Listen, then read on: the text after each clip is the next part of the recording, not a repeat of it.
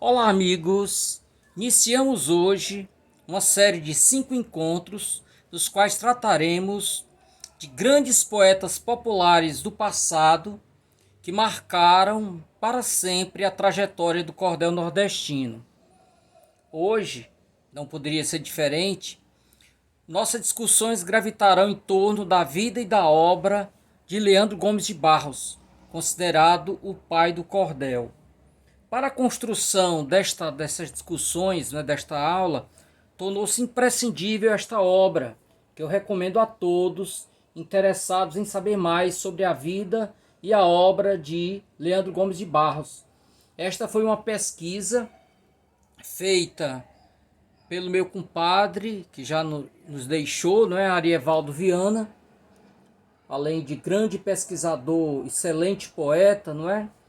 Então, Leandro Gomes de Barros mereceu, da parte do Arievaldo, uma cuidadosa pesquisa, né, em que ele foi às fontes, né, pesquisou parentes do poeta, visitou lugares, né, que marcaram a vida do grande bardo de Pombal. E ele traz inclusive algumas revelações, como por exemplo a causa-mortes de Leandro Gomes de Barros, né? Por muito tempo divulgou-se que ele teria sido vítima da gripe espanhola, né? E Arievaldo conseguiu o atestado de óbito, quando a causa verdadeira foi aneurisma, não é? Bom, então, gente, Leandro Gomes de Barros, nós já tocamos, né? Sobre o poeta. Eu, inclusive, mandei um texto para vocês falando um pouco da trajetória. Muitas das informações que ali estão serão repetidas aqui. Então, Leandro Gomes de Barros é autor de clássicos como O Cachorro dos Mortos, O Cavalo que Defecava Dinheiro, que foi uma das obras que Suassuna utilizou para a escrita de O Alto da Compadecida. Outra obra que também fez parte da construção da peça foi O Dinheiro, não é? Então ele tem dois nomes, O Dinheiro ou O Testamento do Cachorro. Segundo Suassuna, o Testamento do Cachorro, na verdade, é apenas uma parte de um cordel maior, que infelizmente não chegou até nós. Chegou só apenas essa parte, chamada O Dinheiro. Ele é autor também de Roberto do Diabo, muito embora esta capa traga como autor João Martins de Ataíde, não é? Tanto eu quanto Arievaldo Viana e outros pesquisadores defendem que o verdadeiro autor desta obra é Leandro Gomes de Barros. Sobre essa confusão, inclusive, de autoria, nós vamos tratar no nosso encontro de hoje. Então, gente, sem mais delongas, vamos direto tratar sobre a vida e a obra de Leandro Gomes de Barros, né? Então eu começo com a descrição que Câmara Cascudo traz do poeta em Vaqueiros e Cantadores. Então diz Câmara Cascudo, um grande folclorista já falecido do Rio Grande do Norte, né? Autor de mais de uma centena de obras. Então Câmara Cascudo diz: Leandro é ainda o mais lido dos escritores populares. Escreveu para sertanejos e matutos, cantadores, cangaceiros, almocreves, comboieiros, feirantes e vaqueiros. É lido nas feiras, nas fazendas, sob as oiticicas na hora do rancho, no oitão das casas pobres. Soletrado com amor e admirado com fanatismo. Seus romances, histórias românticas em versos são decoradas pelos cantadores. Assim, Alonso e Marina, O Boi Misterioso, João da Cruz, Rosa e Lino de Alencar, isso é um cordel só, Rosa e Lino de Alencar. O Príncipe e a Fada, o satírico Cancão de Fogo, espécie de palavras cínicas de Forjar de Sampaio. Ele está dizendo que esse Cancão de Fogo dialoga com essa obra chamada Palavras Cínicas, né? De um autor já falecido chamado Forjar de Sampaio. A órfã abandonada, etc., constitui literatura indispensável para os olhos sertanejos do Nordeste. Não sei se ele chegou a medir isso com algum cantador. Conheci-o na capital paraibana. Baixo, grosso, quer dizer, forte, né? Atarracado.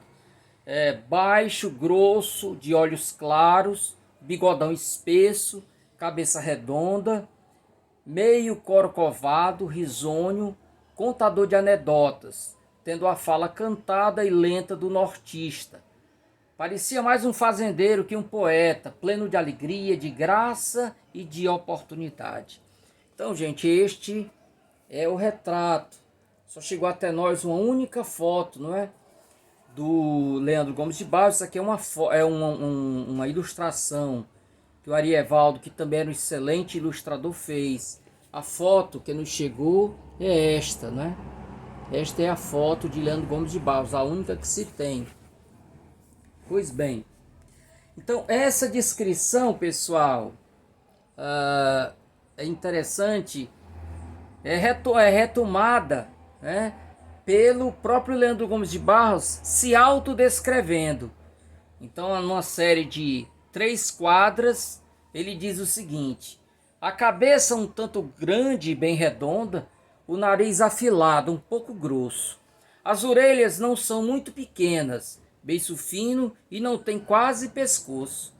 Tem a fala um pouco fina, voz sem som, cor branca e a altura regular, pouca barba, bigode fino e louro, cambaleia um tanto quanto no andar. Olhos grandes, bem azuis, tem cor do mar, corpo mole, mas não é tipo esquisito. Tem pessoas que o acham muito feio, mas a mamãe, quando viu, achou bonito. Então, gente, essa autodescrição, ela é construída a partir de um poema do Bocage, né? O Bocage também se autodescreve. Então a estrutura repete, né? Esse poema do Bocage. Okay? Esse autorretrato, Leandro Gomes de Barros colocou na 4ª capa do folheto Peleja de Manuel Riachão com o Diabo, né? Há um elogio, pessoal, do Carlos Drummond de Andrade, numa crônica de 1976, no dia 9 de setembro de 1976, Carlos Drummond de Andrade escreve para o Jornal do Brasil uma crônica chamada Leandro Poeta. E olha o que ele diz, né? O que ele fala, né? Diz que o verdadeiro príncipe dos poetas não é Bilac, é Leandro. Então, Carlos Drummond de Andrade não foi príncipe dos poetas do asfalto, mas foi, no julgamento do povo, rei da poesia do sertão e do Brasil em estado puro. Leandro foi o grande consolador e animador de seus compatrícios, aos quais servia sonho e sátira, passando em revista acontecimentos fabulosos e cenas do dia a dia, falando-lhes tanto do boi misterioso, filho da vaca feiticeira, que não era outro senão o Demo, como do real e presente Antônio Silvino, êmulo de Lampião. Aqui é apenas um trecho, a crônica é bem maior, né? Então, para vocês verem que ele não passava despercebido também por muitos intelectuais, né? Então, alguma informação biográfica sobre o Leandro Gomes de Barros, né? Então, ele nasceu na Fazenda Melancias. Na época, a Fazenda Melancias pertencia ao município de Pombal. Hoje, com a nova demarcação via satélite, pertence ao município de Paulista. Mas mesmo assim, continuamos chamando o Leandro como poeta de Pombal, o bardo de Pombal, não é? Então, para que vocês saibam disso. Então, Leandro Gomes de Barros nasceu na Fazenda Melancias, em Pombal, em 19 de novembro de 1865. Por isso, gente, o dia 19 de novembro é o dia do cordelista. Lá pelo sul do país criaram uma outra data, mas os nordestinos não reconhecem. Para nós, a data do cordelista é 19 de novembro. Ele nasceu em 1865 e faleceu em Recife, Pernambuco, em 4 de março de 1918. Vítima de aneurisma, né? Então, muito embora vocês vão encontrar em outros pesquisadores a causa mortes, né, sendo a gripe espanhola, que na época, vocês sabem, havia o surto, né? Muitos morreram. Ok? Aí eu trouxe ilustrações aqui para vocês, pessoal. Além de Pombal, uma visão geral de Pombal. Estive em Pombal em 2015, quando se celebrava o Sesquicentenário de nascimento, né, 150 anos de nascimento, foi uma semana inteira de festas, né? Então, com muita cantoria, declamação, venda de cordéis, uma série de eventos que vieram poetas populares do Brasil inteiro, né? Então estivemos lá durante essa semana inteira. Pois bem, então tem aqui, além de imagem de Pombal, tem também da Fazenda Melancias como é atualmente e uma ideia de como era a casa de Leandro Gomes de Barros. Hoje, quando você vai lá, você só vai ver tijolos, né? Os tijolos estão no chão, então há uma ideia, não é? Há uma ideia de se reconstruir a casa dele, seguindo mais ou menos um esboço que se tem. Vocês vão ver como é esse esboço, não é? Bom, então os pais de Leandro Gomes de Barros eram José Gomes de Barros Lima e Adelaide Xavier de Farias. Então, o pai dele morreu, né? Logo morreu, aí ele ainda criança. Então ele é levado para ser criado pelos avós. Família muito pobre. E aí ele ficou sob a guarda de um tio que era padre.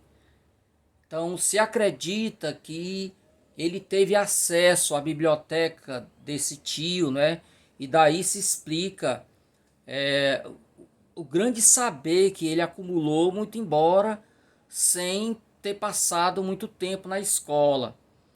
Então esse tio era muito rígido, chamado Padre Vicente Xavier de Farias, né? E por isso mesmo ele entrou em desentendimento com o tio e fugiu de casa, né?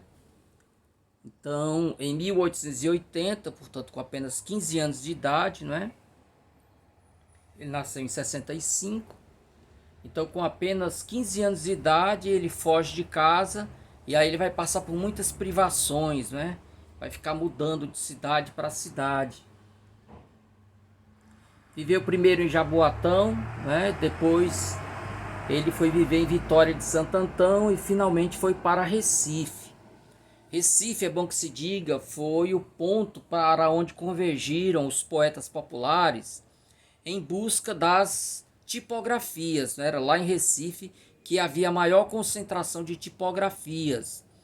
Então o cordel precisa da tipografia, porque é uma obra, não é uma obra como a cantoria, que é oral, né? Ela precisa do apoio do texto impresso, né? Então muitos foram lá para Recife. Ele chega lá em 1907.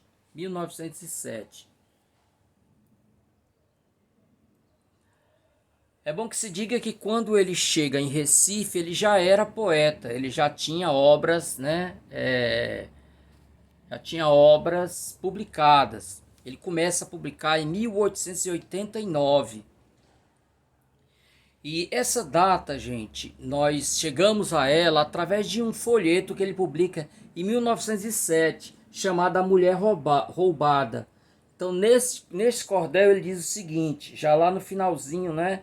Ele diz: leitores, peço desculpa se a obra não for de agrado. Sou um poeta sem força, o tempo tem me estragado. Escrevo há 18 anos, tenho razão de estar cansado. Então você pega 1907, subtrai 18 anos e você chega à data de 1889.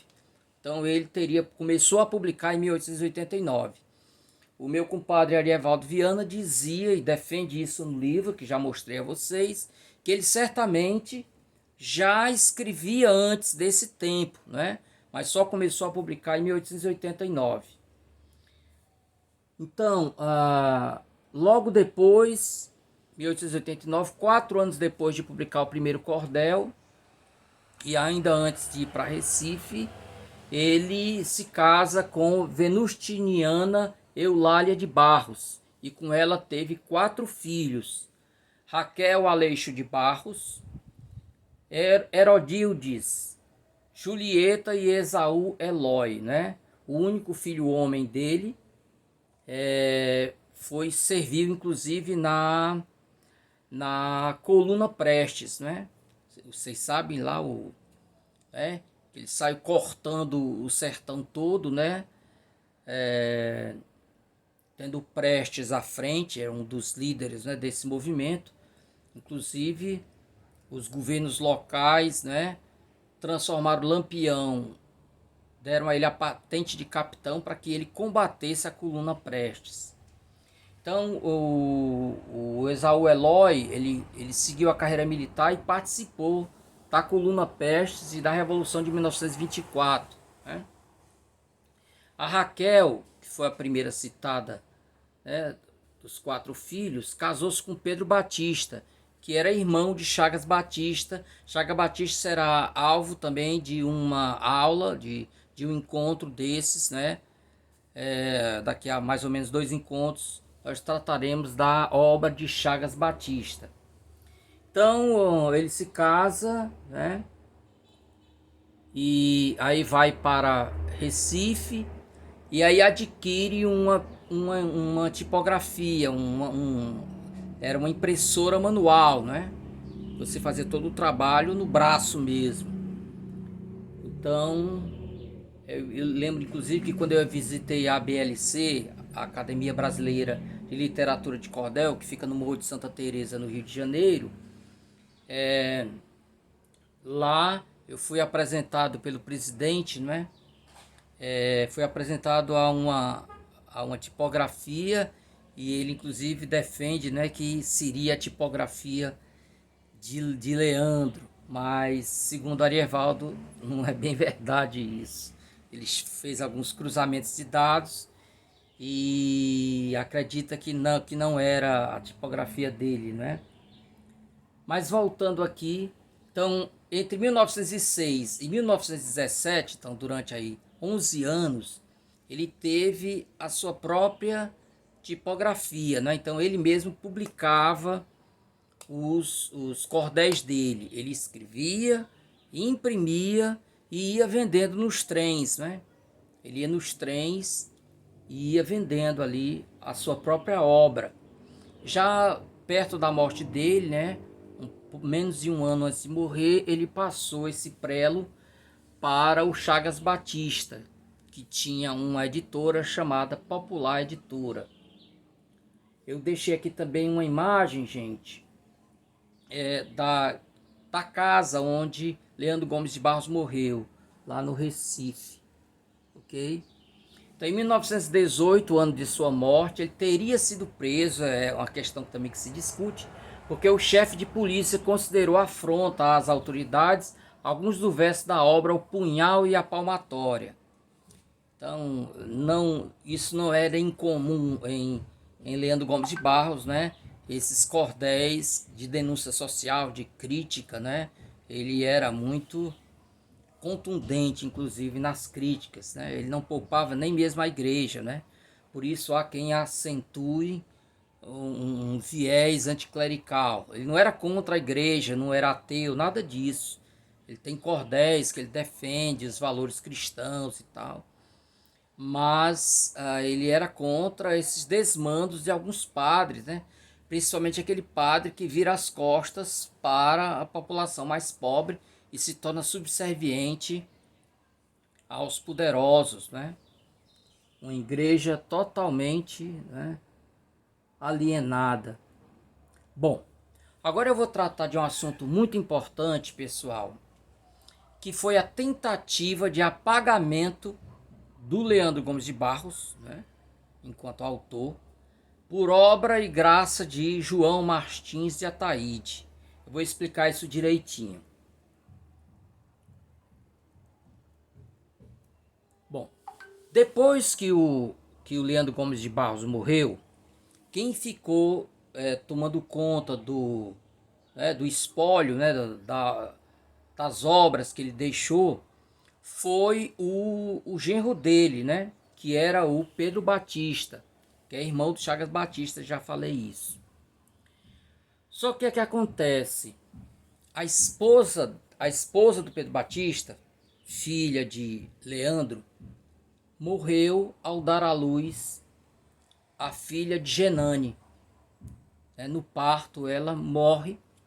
E aí a sogra dele pediu para criar a menina, já que ele não tinha mais esposa, né? E aí, como o Pedro Batista se negou, ela, em represália, toma uma iniciativa, né, de vender o espólio do marido, né? Assim, ele tirava o genro do controle, né? Então é vendido a obra do Leandro para o João Martins de Ataíde. Então João Martins de Ataíde compra esse material. Inclusive, no ato de assinatura do documento de venda, participou também o Esaú Eloy, né, o único filho homem do Leandro. Pois bem, assim que o João Martins de Ataíde obtém, né, o direito sobre a obra, naquela época, pessoal, era bem diferente de hoje, né? Hoje você adquire os direitos de publicação. Naquela época você se tornava dono mesmo, né? Então o João Martins de Ataíde passou pouco a pouco a colocar em marcha uma ideia de apagamento do autor, do Leandro Gomes de Barros.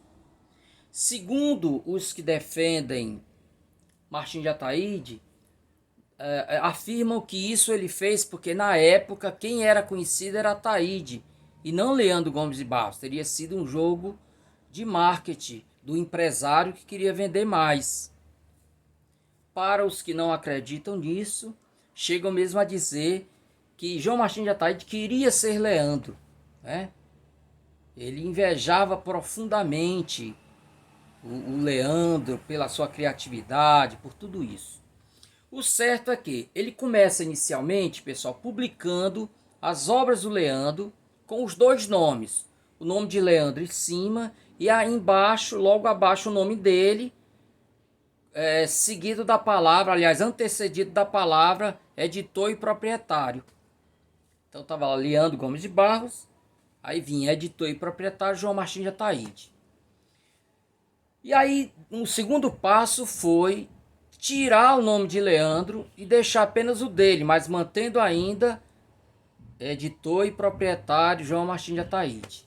E aí o terceiro passo, ele apaga essa expressão editor e proprietário e vem só o nome dele. Então por isso que você vê neste cordel o nome do João Martins de Ataíde em cima e abaixo o título da obra, como se o Martins de Ataíde tivesse publicado o cordel. Para agravar mais a situação, João Martins de Ataíde foi lá na última estrofe. Muitos cordéis o Leandro passou a colocar um acróstico, o nome dele, né, na vertical, Leandro, para se proteger, porque exatamente, dado o sucesso dele, ele tinha ouvido falar que nos locais mais distantes, né, já tinha gente tirando o nome dele e colocando o próprio nome. Então, para evitar isso, ele coloca um acróstico no final. Era a sua assinatura. Então, Ataíde começou também a modificar o verso para que o acróstico sumisse. O Arievaldo Viana dá um exemplo no folheto A Força do Amor, que tem como subtítulo Alonso e Marina. É um cordel só.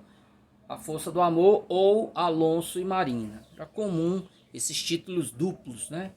A gente citei aqui um também, né? O Dinheiro ou o Testamento do Cachorro. Pois bem, olha como era, gente, o verso original. Vamos pensando na primeira letra de cada verso, como forma a palavra Leandro. Levemos isso em análise, então vê-se onde vai. A soberba é abatida, do abismo tudo cai. Deus é grande e tem poder, reduz ao pó qualquer ser, o poder dele não cai. Era assim a estrofe. Olha como ficou depois da intervenção do Ataíde. Em vez de levemos isso em análise, ficou isto fica como exemplo. Então o L já dançou. E aí o resto é igual. então vê-se aonde vai, a soberba é abatida, no abismo tudo cai. No quinto verso, pessoal, dos 7, ele substitui de novo. No original é Deus é grande e tem poder. Na mexida dele ficou Jesus é grande em poder. Então a letra D de Leandro, o D virou J. Reduz ao pó qualquer ser, e aí o final o poder dele que é Pai. O poder dele não cai, virou o poder dele que é Pai, não tem interferência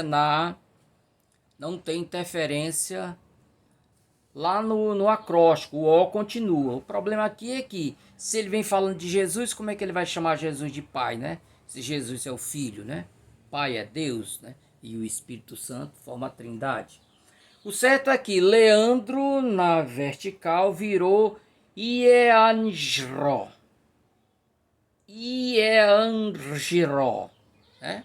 Então, o I e o J ficaram no lugar do L e do D. Então, isso é apenas um exemplo entre outros que poderiam ser trazidos, não é? Ok? Então, para que vocês saibam, então há muitos cordéis que são alvo de discussão. Este, por exemplo, que eu citei, era uma queda de braço entre Cleveson e Arievaldo. Cleveson defende que o cordel é do Martim de Ataíde mesmo. E o Arievaldo mostrava por A mais B que não era. Era de Leandro, né? Então, outros cordéis, por exemplo, Meia-Noite no Cabaré. Então, você vai ver tanto assinado por